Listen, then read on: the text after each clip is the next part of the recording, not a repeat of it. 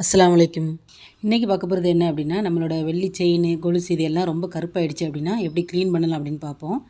இது வந்து நான் ஒரு யூடியூப் சேனலில் பார்த்துருந்தேன். கோல்கேட் பவுடர் வச்சு யூஸ் பண்ணி க்ளீன் பண்ணோம் அப்படின்னா நல்லா புதுசு மாதிரி மாறிடும் அப்படின்னு. சரி நம்ம ட்ரை பண்ணி பார்க்கணும்னு நினச்சிட்டே இருந்தேன். அதுக்கு இப்போ தான் டைம் வந்திருக்கு. இது என் பையனோட வெள்ளி செயின். உடம்பு இந்த ஹீட்டு அப்படிங்கிறதுனால கொஞ்சம் கருப்பாயிடுச்சு.